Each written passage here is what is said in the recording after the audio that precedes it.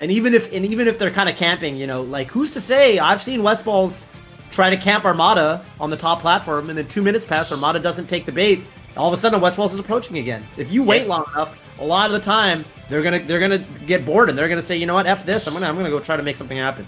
Yeah. So, even if you like look at Clutchbox, even in his ultimate sets where he does clutch it out. I'm talking about Hungrybox, not the actual player Clutchbox. But a lot of times he's just waiting them out to do a silly option, and then they do that silly option. They literally do, yeah. And his punish game is on point, so it works out. Yeah.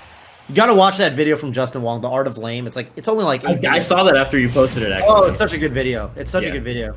Yeah. I really like the way he kind of breaks that down. It's different. It's definitely different in 2D fighters where the timer's not 8 minutes. But to me, that says, if anything, there's even more opportunity to push that style in a game like Smash where there's such a long timer. Like, you know, if people are getting bored and impatient with 99 seconds, imagine what you can do. Oh my god, barely. SPIKEFIRE, making it back. Yeah, no, I totally understand. Totally makes a lot of sense. All right, the problem with like a platform with like platform fighters though, you can like there's some like strats where you're just like going around the entire stage, and that can be annoying to deal with. Man. But Justin Wong played Marvel too, and if you ever watched his Storm in that game, he would fly in the corner. Oh, he would fly. He would fly in the corner all day. He'd be flying. So SPIKEFIRE, is he the Yoshi? I know Yoshi took out Cosmos and Losers. It was SPIKEFIRE. SPIKEFIRE is the Yoshi. I don't think Cosmos, it looks like he actually went Pokemon Trainer Corrin. He didn't even try the Inkling against SPIKEFIRE. Inklings do not like this matchup. I actually kind of think it's not as bad as a lot of the other Inklings make it out to be. It is annoying. And it's kind of like, I think a good parallel is like, it kind of, Yoshi kind of has like the melee Luigi syndrome, where if you ever try to go up into the air to fight Luigi, you know, you kind of just get nared out of stuff, and Yoshi's really good at playing that style where he's kind of floating around in the air, and then the hitboxes are coming out, and if you go up to contest, if you're not perfectly spaced, Yoshi's just going to start kind of brutalizing you. Right. But if you take advantage of the Inkling back air, you do have a better ranged aerial than anything Yoshi has. So yeah, it is tricky with how much, how do you say, aerial drift and momentum in the air Yoshi has, but you can make it work. But one thing I gotta say is you cannot push your advantage. Like, it's like right there we saw Inkling went for the CYBERULTRA's Inkling went for the near forward air combo off of up throw, and that's not a true combo except for very, very certain specific rage circumstances. So going for stuff like that where you're not going for true combos against Yoshi, I think it's better to back off and like bait something out and punish that rather than like trying to push your advantage as if they're not going to push a button, because Yoshis are always going to throw. They're going to mash. Oh, they want to, especially with like the other mechanics that Yoshi has. They are looking to like get back into the fray and do reversals, right, between like the jump armor and whatnot. There's a lot of things that are just built into Yoshi to where they want to just get back into the fight or like neutral air out, like you're pointing out. Right. So playing around that is always super good against Yoshi in honestly both games. Yeah. Okay, SPIKEFIRE. SPIKEFIRE, just the lead has been so big from SPIKEFIRE, and then playing the lead has also been super good. Just like doing eggs for the platform, doing eggs at like mid range, where Inkling can't really contest it, especially with like that diagonal distance that SPIKEFIRE has been throwing out the eggs at. It's been tough. Up throw, and this will that actually I don't even offline where I was talking about how good that setup is on Snake. It actually doesn't work on Yoshi. So up throw upper. Up throw upper doesn't. Yeah, you cannot get kills with up throw upper because they can double jump armor. Oh, it's not really worth going for in my opinion. Okay, you can do it. It's kind of like you can do it for combo damage. Oh, and see, that's the thing. That downer, if you ever jump to that downer, you're taking 30%. Yeah. Insane amount of damage. Oh, CYBERULTRA not being able to take a stock there. SPIKEFIRE was just playing the lead so well. Man. CYBERULTRA, you know what it is? Every single time he went for the roller, he got punished. Yeah, but I think that I need to get the kill. It's bad. I think you can't play like that. I think the problem is, at the end, especially as the stocks were starting to melt a little bit, you could feel that the KO was trying to be pushed a little bit from CYBERULTRA then. And players who play things like Yoshi definitely are feeding on that kind of mentality. It's tough though. It's tough. I mean, I think a lot of players, myself included, would fall under that kind of umbrella where you just want to push the KO when you were at high percent. You want to like bring it back. Yeah. And players will play around that for sure, especially in top 32 of a bracket. Easier said than done sometimes. Tough.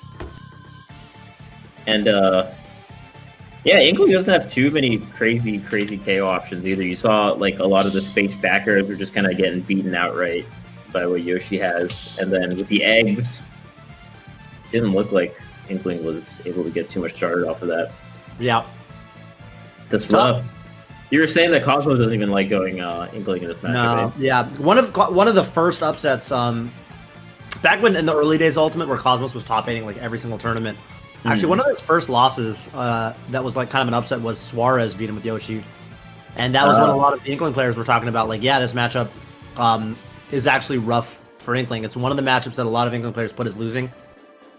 Okay. I've seen Armada say he thinks it's even, but yeah. Sure. Yeah. I mean, the results are there. I haven't really seen any Yoshis ever really lose. I feel like Inklings always lose to Yoshi. And yeah, I mean, Cosmos isn't even going Pikachu. He's going Corrin and Pokemon Trainer. Because, I mean, that kind of makes sense. The way I think the characters that do the best against Yoshi are characters that have, like, a lot of range, like swords. Okay, yeah, and I mean, CYBERULTRA going Rosalina right here. Interesting. That has a lot more range in the air. I actually think Rosalina is I think this character is kind of underrated. It seems like it. Like, you watch enough the Buzz, like the Buzz is busting out the Rosalina against top players every top 8 and getting these wins. It's like at a certain point, it's like, okay, you know, the character's clearly got something going for her. So yeah, let's see. I definitely think that Rosalina, just with how big her aerials are, she can do a lot better against a character like Yoshi, where she can actually contest him in the air. The thing about Inkling is Inkling's backer, right? You think about the one range move Inkling has. It's kind of pointed down, right? Kind of at this kind of downward angle. So it's really good against characters that like to space out from below, like characters that are dash dancing, characters that but Yoshi's always full jumping, drifting around the air. So that backer, like, you're not really hitting them. You're not really threatening that zone with the downward facing backer. You want aerials that have more of like an upward sweep. Things like, you know, Lucina forward air, moves like that, right? And I think Rosalina kind of brings that to the table. Yeah, I think sword characters are a really good example of that, right? Because they kind of just have this huge kind of range above and below them and in front of them a little bit. So that kind of thing always does well against Yoshi. Whew. SPIKEFIRE, run up smash. Yeah. Yeah, CYBERULTRA's still got to make it happen. He's down here. But yeah, SPIKEFIRE just staying on top of things. Oh, Luma trying to get in the fray. Yeah, Luma definitely. Some of the smash attacks with Luma can actually take stocks. Oh my god, that was a lot of damage from Yoshi off that round. Gone too. Jeez. At this point, I think, you know, when you don't have Luma, so it's like a 13-second timer until Luma comes back. I mean, I really think you can just kind of wait it out. Yeah, see, Luma comes back pretty quickly. That's gonna be an easy shield grab, back throw, not quite. Great DI. Wow. That's crazy. At 183, you're still living. And again, we're seeing just the way that SPIKEFIRE plays the lead is pretty good. Getting 63%, staying relatively grounded for that most of that prior to getting thrown. Throwing a couple of eggs while you're off stage. Oh, yeah. Oh, geez. Oh, that wow. could have been big. Gotta be careful. Yeah, that move can... shield break. And shield break, right? So... Yeah. I mean, even there with like a pretty much full shield, it looked like it was almost going to break. So... Yeah, better almost to go for the parry, and if you get hit, it's not that big a deal because it's not going to kill you. Yeah. And you can see the adaptation from SPIKEFIRE. Staying a little bit more grounded, not doing as many full hops. Right. Yeah, because I think Rosalina's air-to-air is actually pretty good. Yeah. But yeah, I mean, just kind of a more, this more grounded playstyle. Oh, more grounded, for sure. Oh, like short hop back airs, trying to read the jump with neutral airs. This is a tough position to be from CYBERULTRA. Oh yeah. Ooh.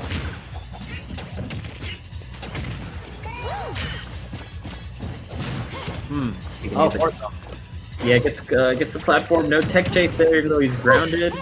Egg roll. SPIKEFIRE, one of the most egg roll heavy. Definitely one of the most egg roll heavy Yoshis I've ever seen. He's using that side B like 3 times the stock. Yeah, and not really punished too. I think he was doing it while they were like fairly far away, or even like on a platform, so you can like act out of it a little bit better. But you're right, that is still quite a bit more than what we're accustomed to seeing from other Yoshis. Mm-hmm. But I think that's just he wants to play that little bit more grounded style against something like Rosalina. Mm-hmm. And egg roll kind of helps along with that, and even doing like the egg throws pretty close to the ground. Oh yeah.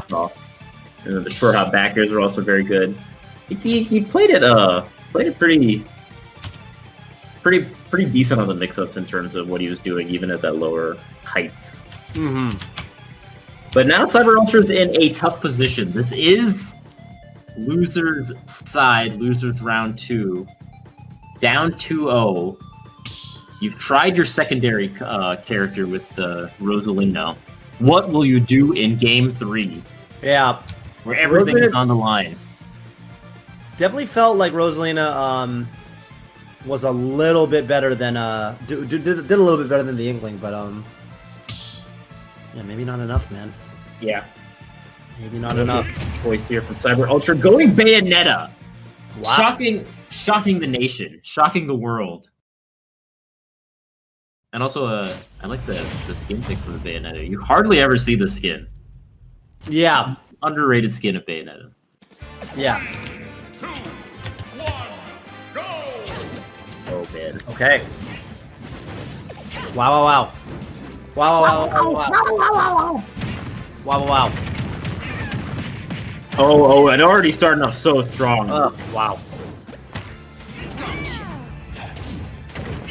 Okay. Yeah, the hits are going to hurt a little bit, way more from Bayonetta than you're going to see a lot of huge combo strings. But can he close it out once he gets the damage built up?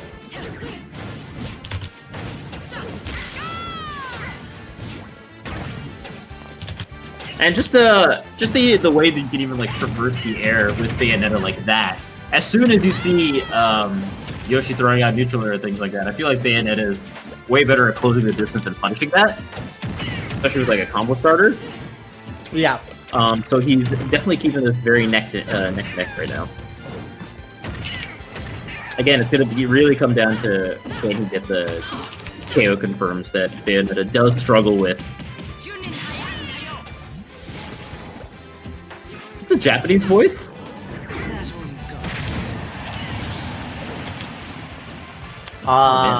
Okay, gets the smash attack there. That's nice. Jumps right over the down B completely. Mm-hmm. And now you can get a lot off of it. Yeah, this 40% is pretty happy. You're pretty happy with 40%. Yeah, especially since Bayonetta's combos. I mean, I feel like a lot of other characters, you kind of get the combo at 0, you combo about this percent, and then you can't really do your long combos anymore. But Bayonetta's combos are relatively percent independent. Yeah. Like you can kind of keep doing, similar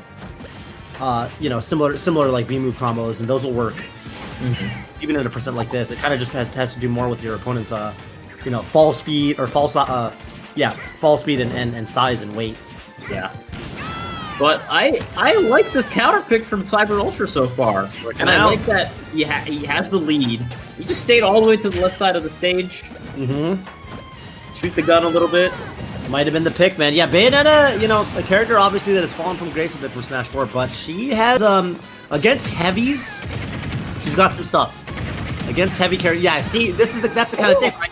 Most characters aren't getting combos at that percent. Yeah. But Bayonetta, that was a 50 damage combo starting from 70 or 80, going to about 120. So, not bad. Forward throw. Yeah, Bayonetta has no problem building damage. Definitely not. Yeah, she's definitely pretty good at it. It's just that. Oh, that was great. That was such a good bats within. Breaking out of the combo. Oh wow. Okay. Don't see that too often.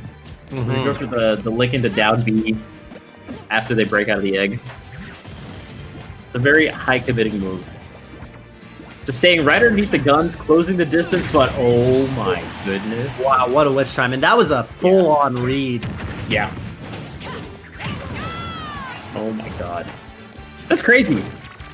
I think that's also the benefit of playing a little bit more defensively and staying away, right? Right. Like, it's a little bit more choreographed exactly when you're going in. You can make those huge, hard reads for the punishers. Good parry on that ground pound. No, you said it, and that's what I was talking about. You can go for the parry on the ground pound, and the beauty is, if you get the timing wrong and you get hit, it's not that big a deal.